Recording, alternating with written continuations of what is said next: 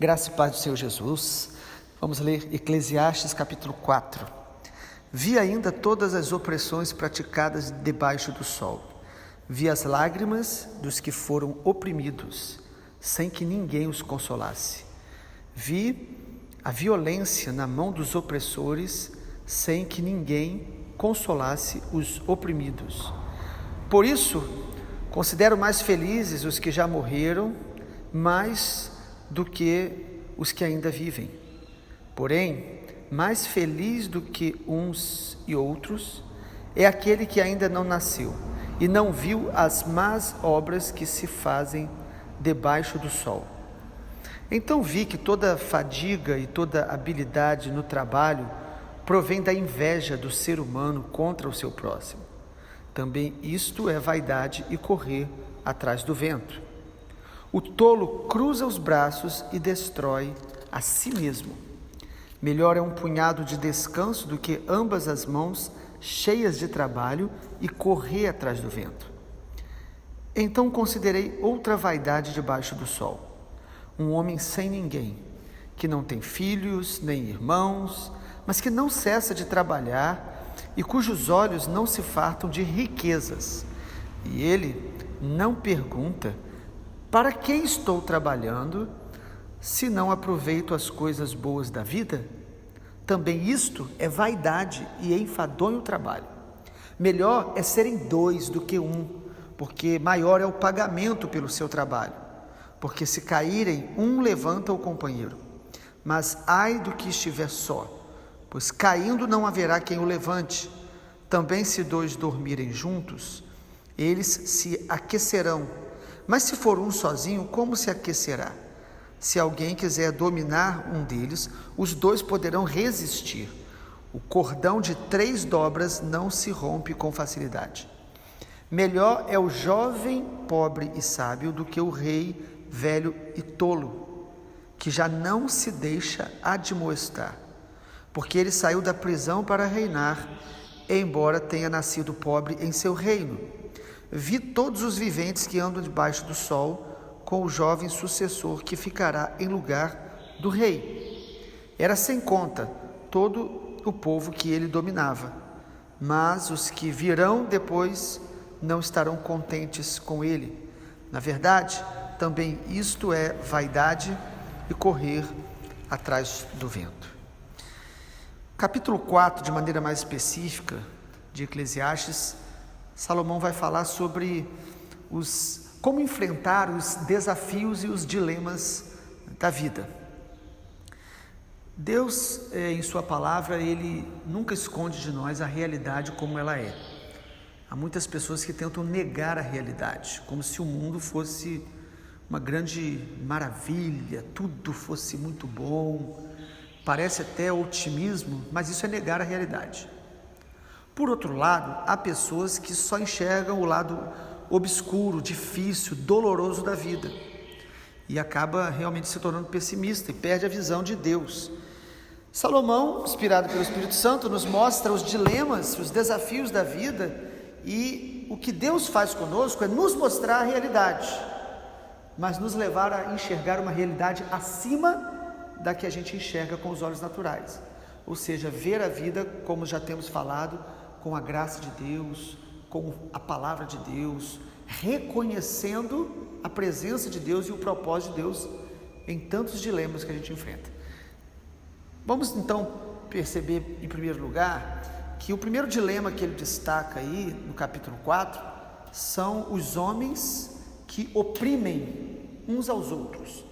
Essa capacidade que o homem tem de dominar, de oprimir, de fazer o mal. O versículo 1 ele diz: eu vi todas as opressões praticadas debaixo do sol. Então há pessoas que oprimem, há governantes que oprimem, há pessoas que têm mais condição financeira e pelo seu recurso e por ter muitas posses, há classes dominantes que oprimem realmente outras pessoas, que exploram, que praticam a injustiça, que aumentam a desigualdade. Então isso é uma realidade e no mundo inteiro. Algumas nações isso pode ser mais acentuado, mas o ser humano, ele tem uma tendência de querer, de alguma forma, dominar sobre outros, e nós precisamos enxergar isso e não negar. A segunda realidade que o Senhor nos mostra através de Eclesiastes 4, são das pessoas que sofrem as injustiças e as opressões. O versículo 1 ainda, na parte B, é muito importante a gente perceber. Ele diz: vi as lágrimas dos que foram oprimidos, sem que ninguém os consolasse. Há muitas pessoas sofrendo neste momento, nós não podemos negar isso, sofrendo desemprego, sofrendo por estarem enfermos e não ter acesso a um bom serviço de saúde, sofrendo porque pessoas praticaram violência contra eles, contra a sua família, e há pessoas com lágrimas que ninguém consola, porque essas pessoas, elas estão tão feridas, tão abatidas, que elas não conseguem nem encontrar alento. E há alguns que choram sozinhos, escondidos. Quantas pessoas estão com sofrimentos, com opressões, às vezes até emocionais, espirituais, sofrendo escondido. Então o texto está dizendo que tem essa realidade: homens que oprimem, pessoas sofrendo injustiça, sofrendo a desigualdade que é tão terrível. E mesmo que o mundo inteiro tenha um discurso aparente de que nós temos que buscar sempre uma vida melhor, o bem de todos, irmãos, a desigualdade, a violência, os governantes impiedosos, eles crescem a cada dia. E a gente olhar para Eclesiastes, a gente vê como que Salomão está descrevendo essas coisas de maneira tão clara. E em terceiro lugar, ele mostra uma outra realidade: as motivações corrompidas por trás do trabalho da maioria das pessoas. O versículo 4, ele diz: eu vi que toda fadiga e toda habilidade do trabalho provém de inveja do ser humano contra o seu próximo. Irmãos, quantas pessoas que trabalham muito para ter mais, para se comparar com o outro que tem mais do que ele. Isso é uma batalha no coração do ser humano. A inveja, o amor ao que não é nosso, a cobiça que há no coração. Quantas vezes na palavra de Deus e entre os mandamentos que o Senhor nos dá: não cobiçarás nada do seu próximo. Mas se nós não estivermos realmente cheios da palavra, cheios do Espírito Santo, se nós não formos honestos conosco mesmo, estas questões podem crescer no nosso coração. E isso está ao nosso redor na sociedade: a inveja, a competição, a comparação. As pessoas que se valorizam pelo que têm e valorizam os outros pelo que elas têm, e se aproximam das pessoas com as motivações do que elas podem tirar, do que elas podem obter daquele relacionamento, daquela amizade. E infelizmente, uma frase que se aplica a nações, mas que às vezes se aplica também a pessoas, Um pensador certa vez disse que as nações, elas não têm amigos, elas têm interesses. E às vezes a gente percebe um movimento aí na geopolítica de nações que se aproximam e se afastam, e a gente pensa que tem alguma motivação pura, boa, mas o ser humano, sem a graça de Deus, sem um coração quebrantado, ele vai se mover pela ambição, pela cobiça. Isso é uma realidade, não tem como nós negarmos isso. E é isso que faz com que as pessoas trabalhem mais, tenham mais crise quando vem o outro às vezes prosperando. Quantas pessoas que sofrem porque o seu vizinho, o seu amigo, ou alguém que cresceu perto dele ou está perto dele, obtém algo a mais, e isso gera uma certa crise de identidade, frustração. Irmãos, nós temos que ser realistas, isso não acontece só fora da gente, isso pode acontecer conosco. E a quarta realidade aí que Salomão coloca só nesse trecho do capítulo 4 de Eclesiastes, é a realidade de pessoas que se acomodam na vida e são dominados pela passividade. O versículo 5, ele fala que o tolo, ele cruza os braços e destrói a si mesmo. Se por um lado tem pessoas que ambiciosas não param, estão debaixo de um ativismo, tentando cada dia mais lucrar e ter, há outros que cruzam o braço e são dominados pela inércia emocional, não têm atitude, iniciativa, e às vezes se tornam aquelas pessoas frustradas e se destroem a si mesmos. Eles destroem a si mesmos, porque Deus nos criou para trabalhar com equilíbrio, que a palavra do Senhor nos ensina, mas o texto até mesmo do versículo 5, ele diz isso, né? Que o tolo cruza os braços, destrói a si mesmo. Mas o versículo posterior, os irmãos podem perceber aí no versículo 6, ele diz: melhor é um punhado de descanso do que ambas as mãos cheias de trabalho e correr atrás do vento. Então o equilíbrio está entre trabalhar e descansar. Algumas pessoas às vezes fazem afirmações que parecem até espirituais, mas são perigosas, né? Você já deve ter escutado muita gente dizendo que você não pode tirar férias porque o diabo não tira férias. E eu vi esses dias alguém respondendo dizendo: eu tiro férias porque o diabo não é a minha referência, a minha referência é Deus, e o meu Deus criou tudo em 6 dias e no 7º descansou. Então existe uma sabedoria de Deus para que a gente saiba trabalhar e descansar. Excesso de trabalho é amor ao mundo, é orgulho, é vaidade. Agora, passividade, ficar observando a vida, não gerar recursos, não estar preocupado em se manter e abençoar a vida de outros, porque esse deve ser o nosso propósito. A Bíblia diz que nós devemos trabalhar para ter o nosso sustento e ajudar outros. Então o trabalho, ele é bênção. A passividade é uma realidade na sociedade, pessoas que querem viver na dependência dos que construíram, dos que trabalham, do governo, e isto também é uma realidade terrível da vida. Porém, irmãos, se a gente observar bem a sabedoria que o Senhor deu a Salomão, e nesse trecho da palavra, ele não mostra a realidade terrível e não nos dá uma maneira de enfrentá-la. Como nós devemos enfrentar então essa realidade com sabedoria? Em primeiro lugar, irmãos, o texto nos ensina que nós devemos viver e trabalhar para o Senhor. É muito poderosa essa palavra no versículo 8. Um homem sem ninguém, que não tem filhos nem irmãos, mas que não cessa de trabalhar, cujos olhos não se fartam de riquezas, e ele não pergunta: para quem estou trabalhando? Se não aproveito as coisas boas da vida, também isto é vaidade e enfadonho trabalho. O texto está falando da pessoa que só pensa em trabalhar, que não constrói relacionamentos, alguns que não querem nem casar, para que possa apenas viver em função dele mesmo, não quer relacionamento familiar. Ele diz aí de não tem filhos, não tem irmãos, e vive somente para si. E o texto diz: e não pergunta para quem estou trabalhando. Irmãos, nós queremos viver uma vida saudável, com sabedoria, diante de tantos desafios, tanta desigualdade e injustiça. Trabalhe para o Senhor.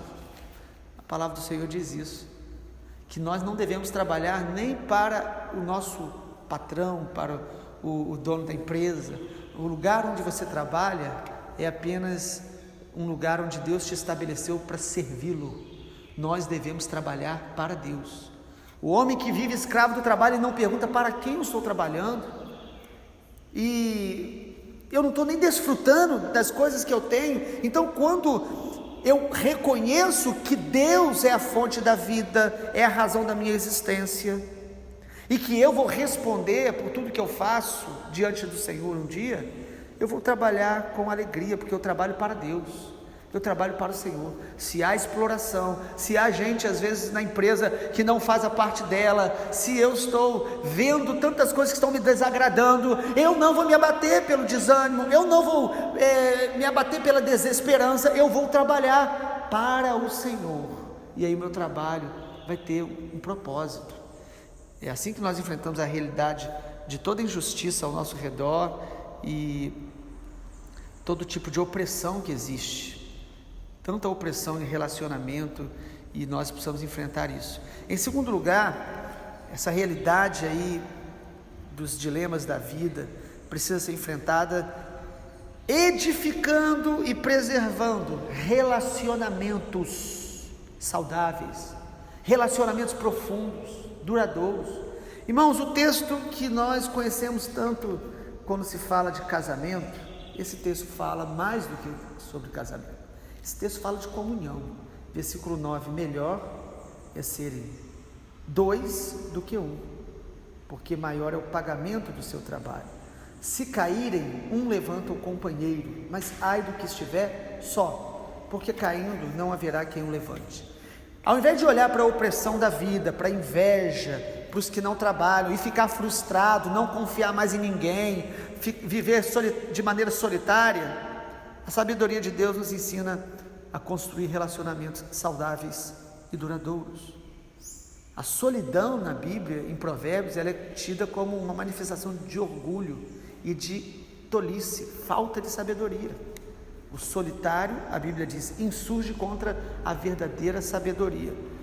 E o texto então mostra que é na comunhão, é através de relacionamentos saudáveis, profundos, duradouros, que nós devemos construir. Quantas vezes no Novo Testamento fala sobre o uns aos outros, edificar uns aos outros, orar uns pelos outros, servir uns aos outros. Irmãos, é isso que nos fortalece, é isso que nos dá saúde emocional, saúde espiritual, é isso que faz com que a gente construa uma vida com resistência emocional diante de tantos desafios que nós enfrentamos no dia a dia. Além então de viver e trabalhar com o propósito de agradar a Deus, para o Senhor, nós devemos também construir bons relacionamentos. A Bíblia diz que nós devemos, irmãos, viver em comunhão, como é bom e agradável viver unidos os irmãos. E o salmista diz, é como o óleo precioso que desce sobre a cabeça, sobre a barba, sobre as vestes de Arão, é como o orvalho do Hermon que desce sobre o monte de Sião. Ali o Senhor determina a bênção, ali o Senhor abençoa de uma maneira especial. Jesus, quando nos enviou, Ele enviou os discípulos de 2 em 2. Sempre a Bíblia vai nos mostrar que comunhão com Deus verdadeira vai resultar em relacionamento, em comunhão com o povo de Deus, com filhos de Deus. Ah, mas eu vejo na igreja inveja, opressão, tudo que a gente já viu até agora, isso também tem na igreja. Irmãos, o Senhor sempre terá servos fiéis dele para estar ao nosso lado, e que nessa unidade, o texto mostra que essa unidade vai produzir o que atualmente uma palavra das últimas décadas chamada de sinergia. 1 mais 1 não é igual a 2, mas pode ser 5, pode ser 10, ou seja, na nossa comunhão se gera uma realidade além do que eu e você temos. E aqui diz o cordão de 3 dobras, ou seja, quando nós realmente nos unimos em aliança, e isso diante de Deus, o Senhor vai fazer parte dessa comunhão e vai manifestar a sua presença. O Senhor Jesus falou, nisso vocês vão ser conhecidos como meus discípulos, se vocês tiverem amor uns para com os outros. Não é no discurso, não é apenas falar de doutrina, mas é nos amar, praticar a essência de Deus. Deus é amor. Então, irmãos, nós vamos vencendo a iniquidade que está crescendo no mundo. A Bíblia diz que o amor vai se esfriar de quase todos. Nós precisamos vencer nos amando, tendo comunhão. O texto mostra que a comunhão, ela traz proteção, porque um protege o outro. A comunhão traz fortalecimento, um fortalece o outro. A comunhão traz resistência, quando nós temos níveis de batalha espiritual, um ora pelo outro.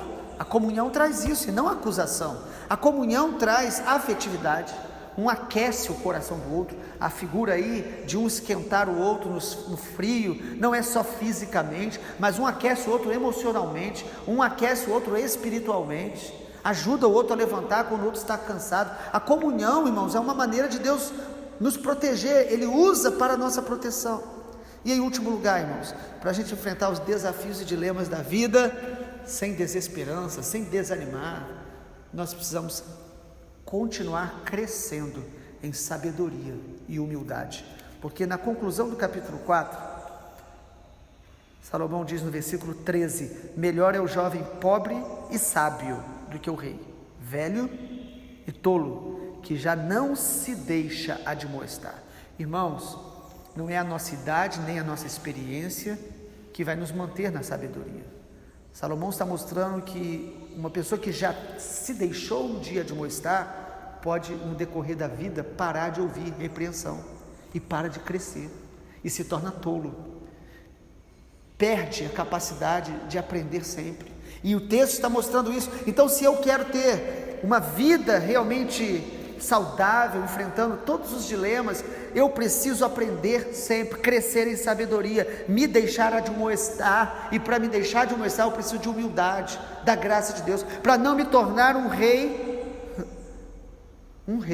velho e tolo, porque não aprende mais. E às vezes um jovem pobre, ou seja, que não tem recursos, que não tem a experiência que a gente tem de vida, é sábio, porque ele está deixando com que outros o exortem, o admoestem. E todas essas coisas, irmãos, precisam ser praticadas por nós. Não apenas saber, mas praticar, porque saber a palavra é precioso, mas praticar a palavra é poderoso. Vamos orar. Senhor, nós queremos te louvar porque a palavra do Senhor, ela nos ensina a enxergar a realidade, não negar, mas enxergar a realidade pelos olhos iluminados pela tua sabedoria, pelo teu conselho, pela tua verdade. Muito obrigado, Deus, porque o Senhor nos dá sabedoria. A tua palavra diz que aquele que precisa de sabedoria e pedir ao Senhor, o Senhor vai dar liberalmente.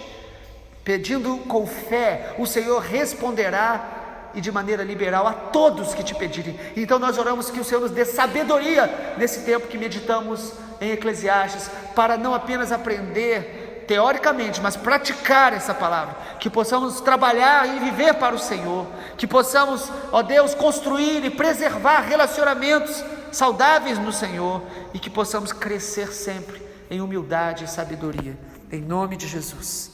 Amém, Senhor.